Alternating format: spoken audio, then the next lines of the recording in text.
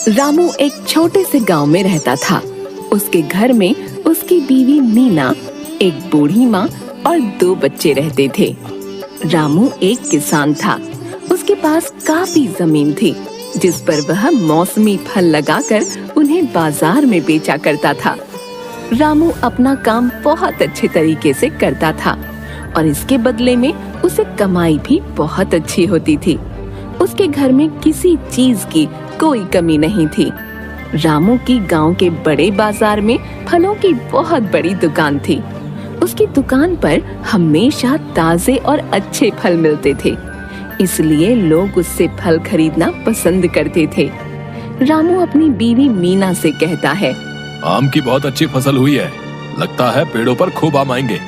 इस बार यदि मुनाफा अच्छा हुआ तो मैं तुम्हें सोने का हार बनवा दूंगा, ठीक है? मीना यह सुनकर बहुत खुश होती है और कहती है, सच कह रहे हो, यह तो बहुत अच्छी बात है। आमों का सीजन तो आ ही रहा है। यदि फसल अच्छी हुई तो आम बहुत अच्छी कीमत पर बिकेंगे। रामू अपनी दुकान पर बैठा था और ग्राहकों की भीड़ लगी हुई थी। अरे भैया, मुझे 2 किलो आम और 1 दर्जन केले दे दो भैया। भैया, मुझे भी 1 किलो आम और 1 दर्जन केला दे दो। इस तरह रामू की दुकान पर ग्राहकों की भीड़ लगी रहती थी। काफी अच्छे किस्म के ताजे फल बेचता था और बहुत ज्यादा मुनाफा भी नहीं रखता था, जिससे उसकी बिक्री काफी होती थी। रामू की दुकान के बगल में गोपाल की भी फल की दुकान थी। गोपाल रामू से कहता है, अरे वाह भाई रामू, तुम्हारी तो बहुत अच्छी बिक्री होती है? तुम्हारे फल भी तो सबसे अच्छी किस्म के होते हैं। बस भगवान की कृपा है और पिताजी की दी हुई जमीन। मैं तो पूरी कोशिश करता हूँ कि फल अच्छे और ताजा ही ग्राहकों के लिए ला सकूं, ताकि उन्हें किसी तरह की कोई शिकायत न हो। इस तरह रामू का जीवन बहुत शांति से बीत रहा था। एक दिन रामू कुछ अच्छे किस्म के फलों के बीज वगैरह लेने के लिए शहर जाता है। शहर में अपना काम निपटाने के बाद वह वहाँ की एक बहुत बड़ी फल की दुकान पर जाता है। दुकान पर रखे आम और अन्य फलों की कीमतें देखकर उसकी आंखें खुली की खुली रह जाती हैं। रामू मन ही मन सोचता है, अरे बाप रे बाप, इतने दाम! हम भी गांव में अच्छा फल बेचते हैं, परंतु शहर वालों ने तो हद ही कर रखी है। 3 गुना ज्यादा दाम पर फल बेच रहे हैं और लोग धड़ाधड़ फल खरीद भी रहे हैं। मुनाफा हो तो ऐसा। शहर से सामान वगैरह लेकर रामू अपने गांव वापस आ जाता है और अपने घर आकर अपनी बीवी को बताता है कि किस तरह शहर में 3 गुना दाम पर फल बिक रहे हैं। ये सब सुनकर उसकी बीवी मीना कहती है, अरे हमें शहर वालों से क्या लेना देना, उनके तो अलग ही रंग ढंग है। वहाँ कमाई भी तो लोगों की खूब है, तो ऐसे ही उड़ाएंगे ना, पर हम तो यहीं इसी में खुश हैं। मीना तो इस बात पर ज्यादा ध्यान नहीं देती, परंतु रामू के दिमाग में बार बार वही बात आती है कि कैसे शहर के लोग इतना मुनाफा कमा रहे हैं। एक दिन रामू अपने फलों की जांच करता हुआ अपनी जमीनों पर घूम रहा था। तभी पास के एक गांव का आदमी रामू के पास आता है और उससे पूछता है, अरे भाई, क्या ये बागान तुम्हारे हैं?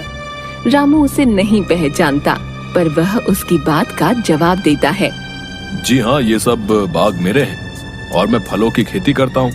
फसल तैयार होने पर उसे बाजार में बेचने जाता हूँ। अब मेरे बागों में आम की पहली खेप आने वाली है। इस बार बहुत अच्छे आम होने की उम्मीद है, परंतु मैं आपकी क्या सहायता कर सकता हूँ? देखो भैया, तुम कितनी मेहनत करते हो। दिन रात एक करके तुम फलों की पैदावार करते हो, फिर उन्हें ले जाकर बाजार में बेचते हो। परंतु यहाँ गांव के बाजार में तुम्हें कितना मुनाफा मिल जाता होगा भैया? हैं? मैं पास के ही गांव में रहता हूँ और मेरे पास भी कुछ जमीन है। मैं उस पर फल के पेड़ लगाता हूँ और जब फल पककर तैयार हो जाते हैं तो उन्हें शहर में बेचने के लिए जाता हूँ। शहर में फल बेचने पर मुझे काफी मुनाफा मिलता है। हाँ, यदि तुम चाहो तो हम दोनों मिलकर काम कर सकते हैं। शहरों में फलों की बहुत डिमांड है और कीमत भी बहुत अच्छी मिलती है। जी भला, मुझे क्या आपत्ति हो सकती है यदि मुझे मेरी फसल के अच्छे दाम मिलेंगे। अब आप कल मेरे घर आ जाइएगा, वहीं बैठकर सब बात फाइनल कर लेंगे। मैं अपने घर में भी विचार विमर्श कर लूंगा वह व्यक्ति रामू को अगले दिन आने के लिए कहकर वहाँ से चला जाता है। रामू घर आकर अपनी बीवी मीना को सारी बात बताता है। भाग्यवान, ये तो हमारी किस्मत अच्छी है। घर बैठे बिठाए हमें इतना अच्छा मौका मिल गया। हम इतनी ज्यादा मेहनत करते हैं, अच्छी क्वालिटी के फल हमारी जमीनों में पैदा होते हैं, परंतु हमें अधिक मुनाफा कभी नहीं मिल पाया। यदि हमें ज्यादा मुनाफा कमाने का मौका मिल रहा है तो क्यों ना हम इसके लिए राजी हो जाए। तुम क्या कहती हो? जी, जैसा आप ठीक समझे।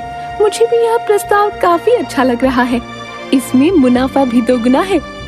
इस तरह विचार विमर्श करने के बाद रामू अगले दिन उस व्यक्ति को हाँ करने की सोचता है और उसका इंतजार करने लगता है। अगले ही दिन सुबह वह व्यक्ति उसके घर पर आ जाता है। रामू जैसे ही उसके आने की आवाज सुनता है, तुरंत दरवाजे तक उन्हें लेने जाता है और घर के अंदर लेकर आता है। बैठिए, अब कहिए, आप क्या कहना चाहते हैं? देखिए, मैंने सारी बातें आपको कल ही बता दी थी। बस एक चीज का ध्यान रखिएगा, फलों की क्वालिटी में कोई कमी नहीं होनी चाहिए। जी, क्वालिटी की तो आप चिंता ही ना करें। मेरी जमीन के फल पूरे गांव में तो क्या, आसपास के गांव में भी मशहूर है। मेरे बागों के जो फल हैं, वैसी क्वालिटी के फल आपको दूर दूर तक यहाँ नहीं मिलेंगे। हाँ। रामू उस व्यक्ति के साथ मिलकर शहर में फल बेचने का काम शुरू कर देता है। पहली बार ही फल बिकने पर उसे 3 गुना मुनाफा मिलता है। रामू खुशी से फूला नहीं समाता और अपनी बीवी से कहता है, अरे वाह, अब हुआ असली मुनाफा है। मेरे फल अच्छे दाम पर तो बिकते थे, परंतु मैंने ये नहीं सोचा था कि इतने पैसे भी मेरे हाथ में कभी एक साथ आएंगे। रामू इसी तरह अपने फलों को उस व्यक्ति के साथ मिलकर बेचता रहता है। रामू का सारा फल शहर में हाथों हाथ बिकने लगता है और वह भी अच्छी कीमत पर। उसे लगता है कि यदि और फल भी उगाए जाएं, तो वह भी अच्छे दामों पर बिक जाएंगे। शहर में तो फलों की बहुत डिमांड है। रामू के मन में पैसा आने के साथ साथ लालच भी आ जाता है। उसे इतना मुनाफा मिलता है, परंतु उसका लालच और बढ़ता जाता है। वह सोच में पड़ जाता है कि किस तरह वह अपने फलों की मात्रा बढ़ा पाए और जल्दी जल्दी नई खेप आ जाए। रामू के मन में लालच आ जाता है। अधिक से अधिक पैसे कमाने के लालच में वह शहर जाकर फसल जल्दी पकाने और उसका साइज बड़ा करने के केमिकल ले आता है। वह मन ही मन सोचता है, यदि मैंने ये केमिकल का प्रयोग कर लिया तो मेरी फसल जल्दी पक जाएगी, और यदि जल्दी फल पक जाएंगे और बड़े साइज के होंगे तो मेरा मुनाफा भी दुगना हो जाएगा। जब सभी लोग ऐसा काम कर रहे हैं तो मैं क्यों ना करूं भाई। परंतु वह ये बात किसी को नहीं बताता। गांव के बाकी किसान रामू के पड़ोसी उसकी फसल इतनी ज्यादा जल्दी पकते देख बहुत ही हैरत में पड़ जाते हैं और उससे पूछते हैं, अरे भाई, तुमने ऐसा क्या किया है जो तुम्हारे फल इतनी जल्दी पक गए भाई? है? इस बार लगता है कोई खास ही बीज डाले हैं तुमने। बहुत बड़े बड़े फल लगे भाई। रामू उनकी बात को टालता हुआ कहता है, अरे भाई, मैं शहर से बहुत अच्छे किस्म के बीज लाया था जो काफी महंगे थे, इसीलिए फसल अच्छी हुई है। शहर के लोगों को अच्छी क्वालिटी के फल पसंद हैं। गांव की तरह वहाँ पर कुछ भी नहीं बिक जाता। माल अच्छा रखना पड़ता है भैया। गांव के सभी लोग उसकी फसल देखकर हैरान भी थे और सोच में भी पड़ गए थे कि आखिर ऐसा हुआ तो कैसे। कुछ दिन बीत जाने के बाद रामू के बागों में फल पककर तैयार हो गए। नई फसल जाने के लिए तैयार थी।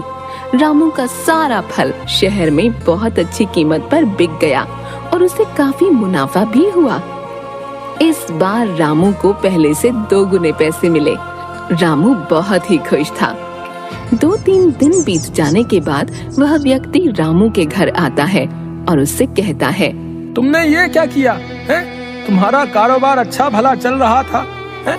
अपने फलों के साथ मैंने तुम्हारे फल जिस दुकान पर सप्लाई की है, सभी जगह से तुम्हारे फलों की शिकायत आई है। मैंने तुम्हें पहले ही समझाया था भैया कि फलों की क्वालिटी अच्छी होनी चाहिए, तभी उसके मनचाहे दाम मिलेंगे और डिमांड भी आएगी।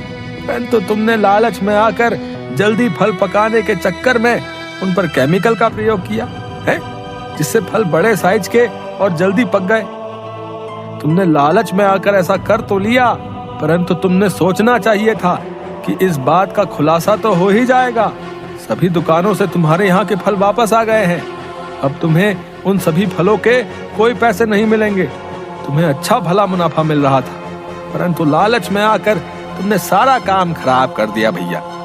आज के बाद मैं तुम्हारे साथ काम नहीं करूंगा, क्योंकि इससे मेरी इज्जत भी मार्केट में कम हो जाएगी। हाँ। गांव में ये बात आग की तरह फैल जाती है कि रामू ने अपने फलों पर केमिकल का प्रयोग किया, जिससे वो फल जल्दी पक सकें।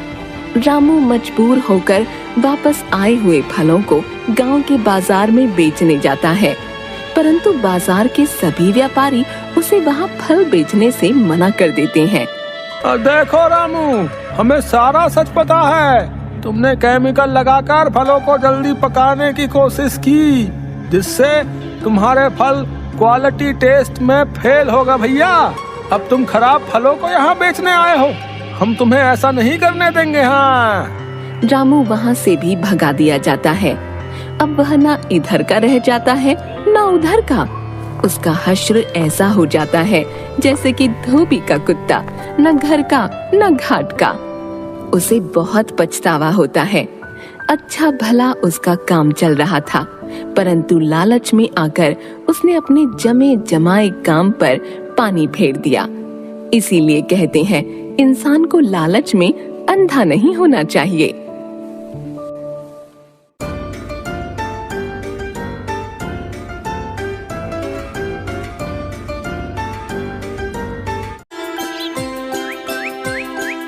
नकुल और विसु दोनों ही बहुत अच्छे मित्र थे। गांव में उनकी दोस्ती को देखकर सभी खुश हो जाते थे। नकुल बहुत आस्तिक था और विसु बहुत ही परिश्रमी था। उन दोनों ने मिलकर 1 बीघा जमीन खरीद ली। उनका उद्देश्य था खेती करके अमीर होना। विसु ने कहा, देखो देखो भाई नकुल, अगर हम सही से परिश्रम कर सके तो हमारी फसल बहुत अच्छी उगेगी, समझे? हाँ, अगर ऊपर वाले की इच्छा हुई तो जरूर कर पाएंगे। दोनों ने अपने अपने विचार बताए।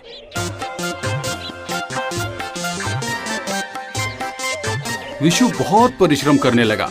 मिट्टी खोदना, घास साफ करना, बीज डालना, और नकुल सिर्फ अपने लिए आशीर्वाद मांगता रहा। उसने सोचा, इंसान जो कुछ भी करता है ना, वो सब ऊपर वाला करता है। उसी के आशीर्वाद से तो सारे कार्य सफल होते हैं। धीरे धीरे दिन बीतने लगे, महीने बीतने लगे। खेतों में चारों तरफ हरियाली छा गई। देखा देखा नकुल, कितनी अच्छी फसल उगी है। हाँ, ये सब ऊपर वाले का आशीर्वाद है। मैं तो रोज ऊपर वाले को याद करता हूँ, रोज। विसु ने कुछ भी नहीं कहा। वो सिर्फ मन लगाकर अपना काम करने लगा। और कुछ दिन बाद फसल उग आई। जमीन सुनहरी फसल से भर गई। नकुल और विसु बहुत खुश हुए। नकुल ने आसमान की तरफ हाथ जोड़कर प्रणाम करके कहा, हे ऊपर वाले, ऊपर वाले, आपके आशीर्वाद से ये सब संभव हुआ है। ये सब संभव हुआ है। ये सब आपके आशीर्वाद का ही तो फल है। क्यों मित्र, कहा था ना, ऊपर वाले के आशीर्वाद के बिना एक पत्ता भी नहीं गिरता, एक पत्ता भी। अब फसल बेचने का समय आ गया। फसल बेचकर बहुत लाभ हुआ, पर अब शुरू हुई समस्या पैसों के बंटवारे को लेकर। नकुल ने कहा, भाई विसु, क्यों भाई? हाँ, ऊपर वाले की इच्छा से ही इतना लाभ हुआ है हमें। हाँ, क्यों ना अब हम लाभ का बंटवारा कर लें? क्या कहते हो? देखो भाई, इस जमीन पर बीज बोने से लेकर के फसल काटने तक मैंने परिश्रम किया है, तो परिश्रम का भी तो कुछ मूल्य होता है ना। तो फिर लाभ में से ज्यादा हिस्सा मिलना मुझे उचित है। हाँ, चाहे तुम कुछ भी कहो भाई, मुझे लाभ का ज्यादा हिस्सा मिलना ही चाहिए। ओ, पर हमने जो ऊपर वाले से आशीर्वाद मांगा था, उनके आशीर्वाद के बिना क्या ये फसल होती है? बोलो बोलो ना। इसीलिए ज्यादा मुझे मिलना चाहिए, समझे तुम? फिर दोनों में धीरे धीरे बहस होने लगी। पहली बार फसल की बात को लेकर दोनों में झगड़ा और विवाद शुरू हो गया। दोनों ही गांव के मुखिया के पास गए। मुखिया जी ने सब कुछ सुनकर कहा, सुनो सुनो, तुम दोनों को मैं एक काम दूंगा। तुम दोनों में से जो इस कठिन कार्य को कर लेगा वही लाभ का ज्यादा हिस्सा पाएगा। बोलो, क्या तुम्हें मेरा ये न्याय मंजूर है? तैयार हो? हाँ मुखिया जी, हम तैयार हैं। फिर मुखिया जी ने उन दोनों को 2 बोरियां देकर कहा, इन बोरियों में कंकड़ मिलाया हुआ चावल है। कल सुबह तक चावल अलग और कंकड़ अलग करके लाना होगा। मैं तुम दोनों का काम देखकर विचार करूंगा, ठीक है? नकुल और विसु दोनों बोरियां उठाकर ले जाते हैं। नकुल बोरी को मंदिर में रख देता है। वो मन ही मन सोचता है, हे ऊपर वाले, आपका आशीर्वाद रहा तो जरूर सब संभव होगा। सब ये फिर से साबित हो जाएगा। हे ऊपर वाले, हे ऊपर वाले। पर विसु रात को दिया जलाकर चावल और कंकड़ अलग करने लगा। नकुल ऊपर वाले के लिए बोरी रखकर सो जाता है। जैसी सुबह हुई, विसु ने बोरी के चावल और कंकड़ जितना चुन पाया अलग अलग करके मुखिया जी के पास ले आया। हुजूर, हुजूर, पूरा संभव तो नहीं हो पाया, कुछ बाकी है। फिर मुखिया जी उसकी बात सुनकर मुस्कुराए। अब नकुल ने क्या किया ये भी तो देखो जरा, उसके बाद विचार करूंगा। उधर नकुल ऊपर वाले पर भरोसा करके नींद से उठकर बोरी लेकर मुखिया जी के पास उपस्थित हो गया। मुखिया जी ने पूछा, तुम क्या पूरी बोरी के चावल चुनकर लाए हो? नकुल ने हाथ, नहीं मुखिया जी, मैंने सारा काम ऊपर वाले के हाथ में छोड़ दिया था। देखिए मुखिया जी, उनका आशीर्वाद मुझे जरूर प्राप्त होगा, देख लीजिएगा। नकुल का उत्तर सुनकर मुखिया जी ने कहा, अच्छा, तो तुमने अपने दोनों हाथों का इस्तेमाल नहीं किया, ऊपर वाले के हाथ पर निर्भर रहे। अच्छा, तो फिर देखूं मैं जरा वो तुम्हारे ऊपर वाले ने काम सही किया है या नहीं किया है। खोलो खोलो खोलो खोलो, बोरी को खोलो। हे, ठीक वैसे ही अभी भी हैं। तब मुखिया जी ने हंसकर कहा, ऊपर वाले ने सबको 2 हाथ दिए हैं काम करने के लिए, यही उनका श्रेष्ठ दान है। वो उन्हें ही आशीर्वाद देते हैं जो परिश्रम करते हैं, समझे नकुल? इसलिए विशु के परिश्रम से ही तुम्हारी फसल हुई है, तुमने कोई परिश्रम नहीं किया है। इसलिए लाभ का हिस्सा विशु को ही ज्यादा मिलेगा। नकुल सब समझ गया उससे क्या भूल हुई है। वो ये समझ गया। मुखिया जी ने फिर उससे कहा, नकुल, अगर तुम विशु से हाथ मिलाकर काम करते तो फिर तुम्हारी फसल और ज्यादा अच्छी होती और ज्यादा उपार्जन कर पाते। उसके बाद नकुल और विशु अपनी जमीन में परिश्रम करने लगे। उस वर्ष और ज्यादा फसल हुई, बहुत ज्यादा लाभ हुआ और फिर कभी उनके बीच हिस्सा या बंटवारे को लेकर कोई विवाद नहीं हुआ।